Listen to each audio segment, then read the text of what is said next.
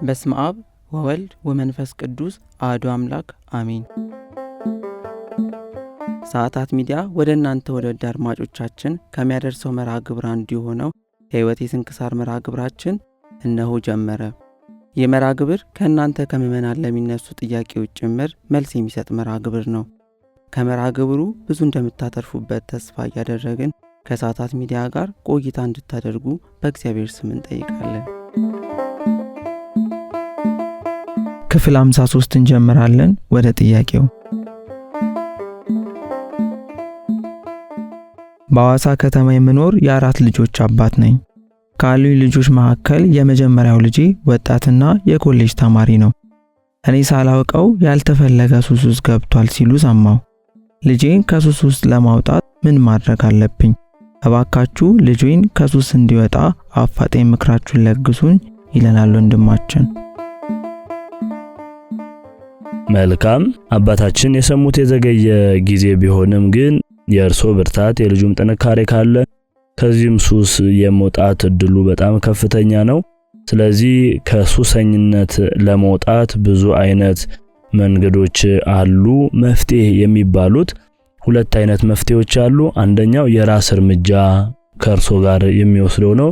ሌላኛው እንደ ቤተክርስቲያን ወይንም ህዝበ ክርስቲያን እንደ ክርስቲያንነቱ እርሶ ለተናገሩት ለልጆት መፍትሄ የሚጠፋ አይደለም። ይህ አይነቱ ችግር ውስጥ ያሉ ሰዎች ሊከተሏቸው የሚገቡ ሁለት የመፍትሄ እርምጃዎች ይኖራሉ ማለት ነው።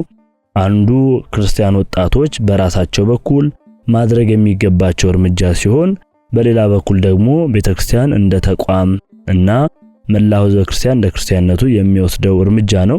ስለዚህኛ ትኩረት የምናደርገው ቅድስት ቤተክርስቲያን የራሷን ድርሻ ስለምትወጣ አንድ ክርስቲያን ወይንም ደግሞ የእርሶ ልጅ ከእርሶ ጋር በመሆን ደግሞ ሊወስዳቸው የሚገቡ እርምጃዎችን እናያለን። እነዚህ እርምጃዎችን ከወሰደ እግዚአብሔር በፈቀደ ከዚህ ሱስ ይወጣል ብለን እናስባለን እናምናለን። እንግዲህ የራስ እርምጃ ስንል ወጣቶች ወይንም ደግሞ የእርሶ ልጅ ሊወስደው የሚገባው እርምጃ ማለታችን ወይንም ቁም ነገር ማለታችን ነው። እነዚህ ምንድናቸው ካልን በመጀመሪያ ደረጃ ልጆት በችግሩ ዙሪያ ያለውን ግንዛቤ ማስፋት የሚመጣበትን ችግር ማለት ነው።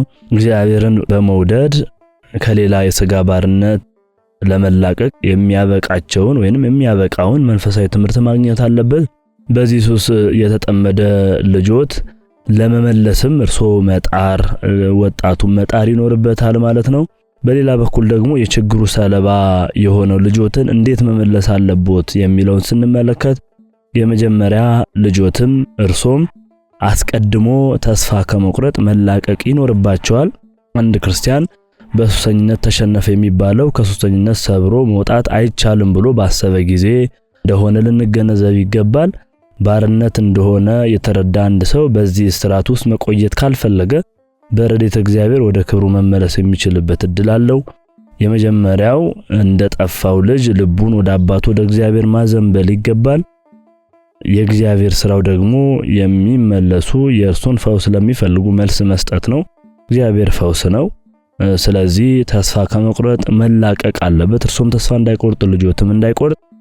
ሁለተኛው ደግሞ በእግዚአብሔር ረድኤት ከዚህ ሱሰኝነት መፈወስ እንደሚቻል ማመን ነው። እግዚአብሔር አንችለውም ላልነው ነገር መቻልን የሚያድል ኃይላችን ነው። ሱስ ደግሞ ሰይጣን የሚሰራበት መንገድ ነው። ስለዚህ ማክሸፍ የሚቻለው በእግዚአብሔር ኃይል ነው። ሰይጣን ምንም ያህል በሰው ላይ ቢበረታ ከክርስቶስ ኃይል አይበልጥም። በጌርጌሴኖን አገር የነበረው ርኩስ መንፈስ የያዘው ሰው ምን ያህል በክፉ ተብትቦ ቢይዘውም በመቃብር ውስጥ ቢያኖረውም ብዙ ጊዜ በእግር ብረትና በሰንሰለት የታሰረ የነበረ ነው። የታሰረበትም ሰንሰለቱን ይበጣጥስ እግር ብረቱንም ይተባብር የነበረ ከሰው ወገን ማንም ሊያሸንፈው የሚችል ያልነበረ ሁልጊዜም ሌሊትና ቀን በመቃብር በተራራ ላይ ሆኖ ይጮህ የነበረ ነው። ሰውነቱን በድንጋይ ይዋጭር የነበረ ቢሆንም ከኢየሱስ ክርስቶስ የኃይሉ ብርታት ስር ግን ወድቋል። ስለዚህ የልዑል እግዚአብሔር ልጅ ሆይ ካንተ ጋር ምን አለኝ? እንዳታሰቃየኝ በእግዚአብሔር አምልሃለሁ ብሏል።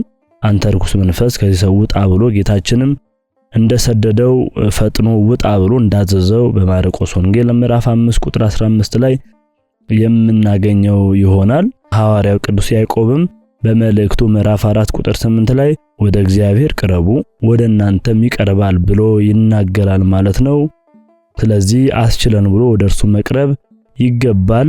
እግዚአብሔር አምላክ ደግሞ ትዕቢተኞችን ይቃወማል፣ ለትሑታን ደግሞ ጸጋን ይሰጣል። ስለዚህ ቃሉ ደግሞ የሚታበል አይደለም።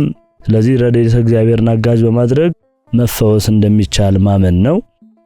ሌላኛው ወደ መንፈሳውያን መቅረብ ነው። ወደ መንፈሳውያን ስንል ወደ ቤተክርስቲያን አባቶች፣ ወደ ቤተክርስቲያን አውደ ምሕረት መቅረብ፣ ቃለ እግዚአብሔርን መስማት፣ ወደ ጸሎት፣ ወደ ጸበል፣ ወደ መታዘዝ፣ እነዚህን በማድረግ ከሱስ ለመላቀቅ መጣር ይገባል ማለት ነው።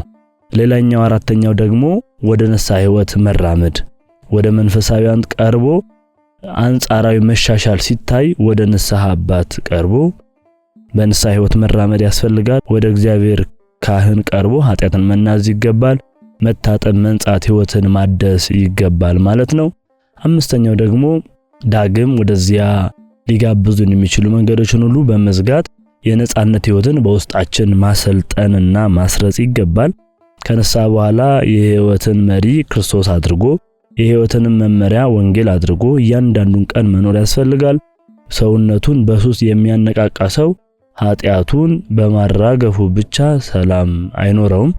ኃጢአትን ባስወገደበት በሕይወቱ ውስጥ ሁሉ ክርስቶስ ሊገባበት ይገባል። ከዚያ በኋላ የሕይወቱ ዓላማና መሪ እርሱም ሆኖ ሊያነቃቃው ይገባል። ይህም የሚያደርገው ሱሰኛ መልሶ በድብርት ተጠልፎ ዳግም ወደ እስራቱ ሊመለስ ይችላልና በተቻለ መጠን አባታችን ይህን ሊያደርጉ ይገባል ማለት ነው። እነዚህን የሚያደርጉ ከሆነ እርሶም ተክተው ስለሱ የሚጸልዩ ከሆነ አባታዊ ፍቅርን ቤተሰባዊ ፍቅርን የሚያሳዩት ከሆነ ለመንፈሳዊ ሕይወት ለንስሐ አባት እንዲቀርብ የሚተጉ ከሆነና የሚከታተሉ ከሆነ በተጨማሪ ወደዚህ ሱስ እንዲገቡ ካደረጉት ባልንጀሮቹ ወይንም ጓደኞቹ ለይተውት የተሻሉ ለቅዱስ ቁርባን የሚያበቁ መንፈሳዊ ወንድሞችን እንዲያፈራ የሚያደርጉት ከሆነ ይህ ልጆት የማይላቀቅበት ምክንያት የለም።